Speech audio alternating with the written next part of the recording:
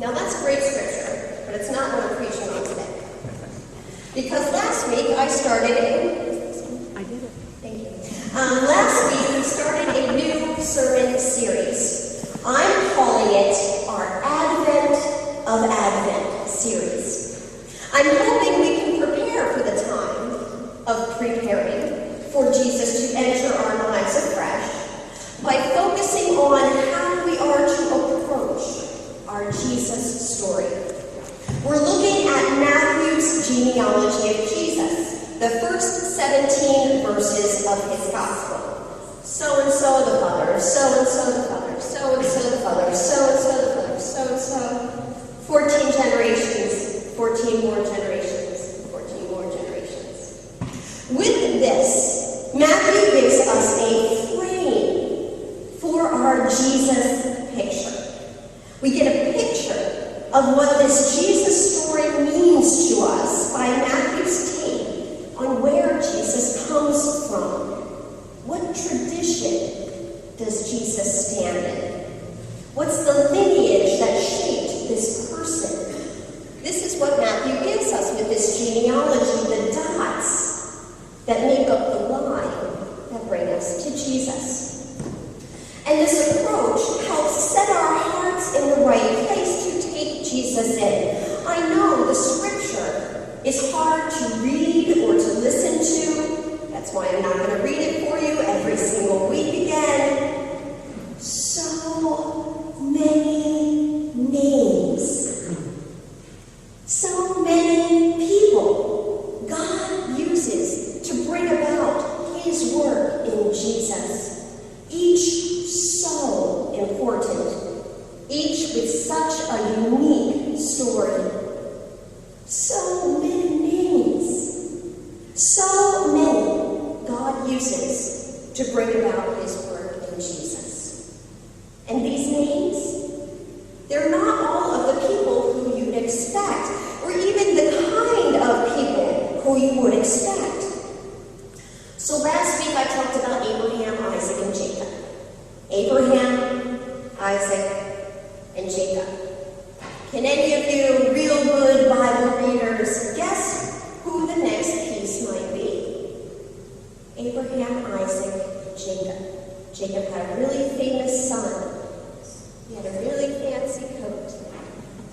Say it. Joseph. Many of us know the stories of Joseph and his multicolored dream coat. And honestly, that's what I expected to come next. I mean, there are multiple chapters in Genesis about Joseph. He has these great dreams for Pharaoh. He's the reason the Israelites could come stay in Egypt during the famine. I would think, of course, next is Joseph. But it's not. That's not who comes next in this genealogy. Instead, we hear of Judah, one of Joseph's older brothers. And specifically, Judah's children by Tamar. See, Judah had a different wife and had children by her. But we're talking about Judah's children by Tamar. So Judah is not who we'd expect to be next.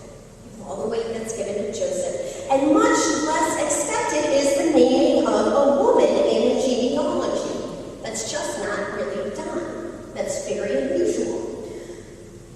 And what is this woman's claim to fame? Anyone know anything about Tamar? Tamar's claim to fame.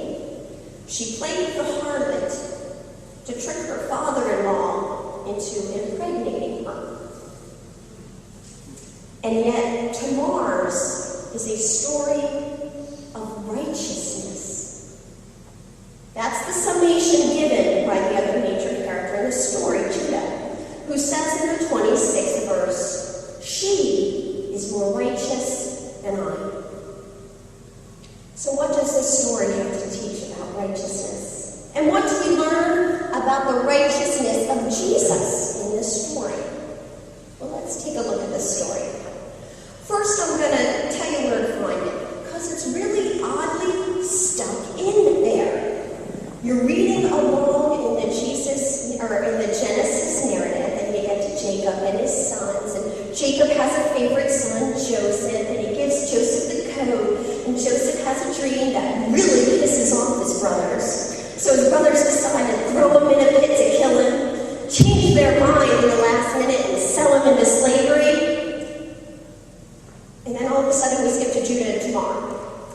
And immediately after this chapter, we go right back to Joseph in Egypt. And you get 4 more chapters about Joseph in Egypt. So it's really just kind of thrown in there oddly. It seems like a very odd, the whole 38th chapter seems like an odd introduction in Genesis. But let's look at this introduction.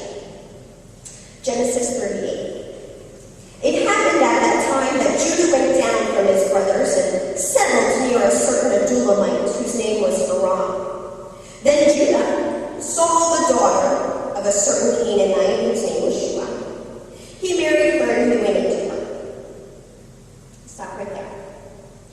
This daughter of Shua, do you think she has much choice about this marriage? In fact, in the King James Version, it just says, he took her and went into her. But you have to think for a moment. We have to put ourselves in their mindset. She may not have had a lot of choices in life, but she was lucky. She's getting married. If we think about how women survived in that time, it was dad, husband, child. That's how a woman survived. She couldn't live without a man because she had no means of income or housing. So she gets a husband. She's on her way. And when you think about it, there's difference in just surviving and fullness of life. And you think about women in this culture who had no choice about their marriage. Is that husband really going to give them the fullness of life? Or do they have to wait for the next step, for their child? That's why you see so many women in the Old Testament especially lamenting the brokenness of their life because they have no child. That's where their fullness of life resided in many ways. So to go on, and it ends, this daughter of Shua is blessed, for she conceived and bore a son. And his name was Again she conceived and bore a son, whom she named Onan. Yet again she bore a son. She named him Shelah. She was in Shazim when she bore him. Judah took a wife for his firstborn. Her name was Tamar. Judah took a wife for his son. Her name was Tamar. Does Tamar have any choice in this? Probably not. But Judah's firstborn, was wicked in the sight of the Lord, and the Lord put him to death. And we all come to Scripture with our own biases and see stories through different people's eyes. But look at the story for a moment through the eyes of Tamar. She is taken for a wife to be married off to a wicked man who is now put to death. Life doesn't seem so grand for Tamar, huh? Then Judah said to Onan, the second son, "Go into your brother's wife and perform the duty of a brother-in-law to her. Raise up offspring for your brother." That was the custom. If a woman's because the woman needed a child to survive. So if her husband died in any way, in battle or in such, it was the brother's duty to impregnate her so she would have a son that would be considered the dead father's.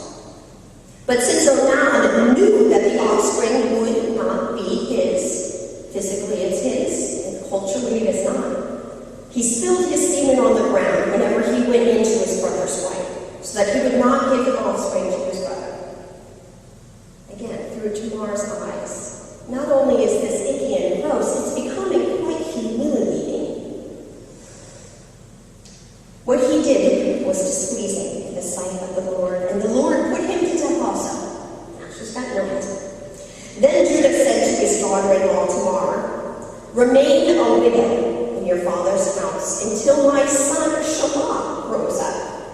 For Judah feared that Shelah too would die like his brothers. So Tamar went to live in her father's house. So she has means of living. She has a way to eat and survive. But still,